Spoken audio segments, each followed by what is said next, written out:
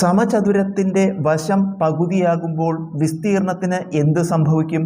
ഒരു സമചതുരം അതിൻ്റെ വശത്തിൻ്റെ നീളം പകുതിയാക്കുമ്പോൾ അതിൻ്റെ വിസ്തീർണത്തിന് എന്ത് മാറ്റമാണ് വരിക എന്നാണ് നമ്മൾ കാണേണ്ടത്. അപ്പോൾ സമചതുരത്തിൻ്റെ വിസ്തീർണം കാണുന്നുള്ള സൂത്രവാക്യം, സമചതുരം പറഞ്ഞ സ്ക്വയറാണ്. സ്ക്വയറിൻ്റെ ഏരിയ കാണാനുള്ള സൂത്രവാക്യം എ സ്ക്വയർ എന്നാണ്. അതായത് വശത്തിൻ്റെ സ്ക്വയർ. സമചതുരത്തിൻ്റെ വിസ്തീർണം കാണുന്നുള്ള സൂത്രവാക്യം വശം സ്ക്വയർ എന്നാണ്. അപ്പോൾ ഇതാണ് സമചതുരത്തിൻ്റെ വിസ്തീർണം. ഇനി നമ്മൾ എന്താ പറയുന്നത്? വശം പകുതിയാക്കുക. അപ്പോൾ വിസ്തീർണം എത്രയെന്ന് കാണുക. വശം ഇപ്പോൾ ഇവിടെ എ എന്നാണ് നമ്മൾ എടുത്തിരിക്കുന്നത്. ഒരു വശത്തിൻ്റെ നീളം എ ആണ്. ഇത് പകുതിയാക്കുമ്പോൾ എന്താ വരിക? a/2 എന്ന് വരും. അപ്പോൾ സമചതുരത്തിൻ്റെ വശം നമ്മൾ ഇവിടെ എ എന്നാണ് പരിഗണിച്ചിരുന്നത്. അത് പകുതിയാക്കുമ്പോൾ a/2 എന്നിട്ട് വശത്തിൻ്റെ സ്ക്വയർ കാണണം. പുതിയ വിസ്തീർണം കാണുകയാണ്. വശം പകുതിയാക്കുമ്പോൾ വിസ്തീർണം എത്ര വരും എന്ന് ആദ്യം കാണുകയാണ്. അപ്പോൾ വശം a/2 അതിൻ്റെ സ്ക്വയർ a/2 ഹോൾ സ്ക്വയർ. ഇത് ആദ്യത്തെ ഏരിയ, ആദ്യത്തെ വിസ്തീർണം. ഇത് വശം പകുതിയാക്കുമ്പോഴുള്ള വിസ്തീർണം. അപ്പോൾ a2 എന്ന് എടുക്കുക. ഇത് a1 ഇത് a2. അപ്പോൾ പുതിയ വിസ്തീർണം a/2 ഹോൾ സ്ക്വയർ എന്ന് പറഞ്ഞാൽ എനും സ്ക്വയർ എടുക്കണം, 2നും സ്ക്വയർ എടുക്കണം. എയുടെ സ്ക്വയർ a സ്ക്വയർ ബൈ 2ൻ്റെ സ്ക്വയർ 4. ഇപ്പോൾ നമുക്ക് ആദ്യ വിസ്തീർണം a സ്ക്വയർ ആയിരുന്നു. വശം പകുതിയാക്കിയപ്പോഴോ വിസ്തീർണം a സ്ക്വയർ ബൈ 4 എന്നാവും. അതായത് ആദ്യ വിസ്തീർണത്തിനെ 4 കൊണ്ട് ഹരിക്കുമ്പോഴാണ് രണ്ടാമത്തെ വിസ്തീർണം കിട്ടുക. അതായത് ആദ്യത്തെ വിസ്തീർണത്തിൻ്റെ 4/1 ആകും രണ്ടാമത്തെ വിസ്തീർണം. അപ്പോൾ ഉത്തരം 4/1. 4/1. 3 കൊല്ലം മുൻപ് അമ്മയുടെ വയസ്സ് മകൻ്റെ വയസ്സിൻ്റെ 7 ഇരട്ടിയായിരുന്നു. ഇപ്പോൾ അമ്മയുടെ വയസ്സ് മകൻ്റെ വയസ്സിൻ്റെ 5 ഇരട്ടിയാണ്. അമ്മയുടെ ഇപ്പോഴത്തെ വയസ്സ് എത്ര? നമുക്കിതിൽ 2 സമയത്തെ 2 കാലഘട്ടത്തെ സമയം പറയുന്നുണ്ട്. 3 കൊല്ലം മുൻപത്തെ കാര്യവും ഇപ്പോഴത്തെ കാര്യമാണ് പറയുന്നത്. അപ്പോൾ 3 കൊല്ലം മുമ്പത്തെ കാര്യം ആദ്യം എടുക്കുക. 3 കൊല്ലം മുമ്പ് എന്താ പറയുന്നത്?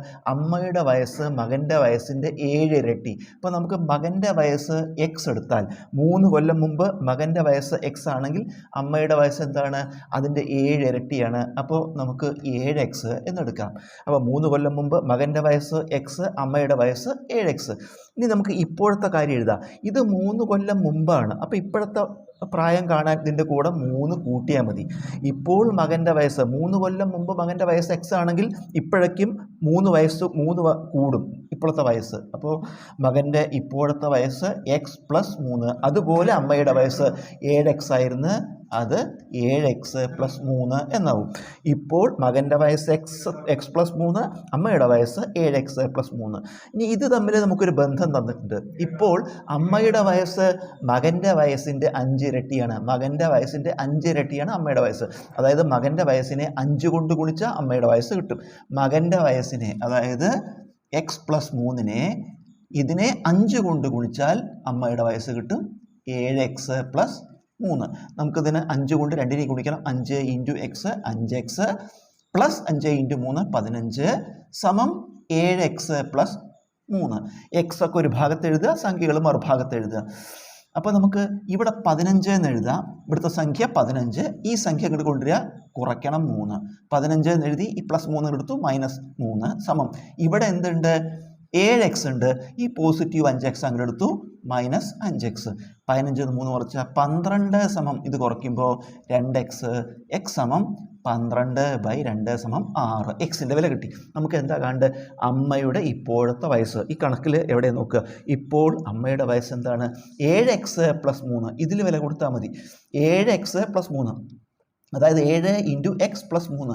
7 ഇൻറ്റു എക്സ് എത്രയാണ്? എക്സ് 6 ആണ്. അപ്പോൾ 7 ഇൻറ്റു 6 42 പ്ലസ് 3. 42 3 കൂട്ടിയ 45 ആണ് ഇപ്പോൾ അമ്മയുടെ വയസ്സ്.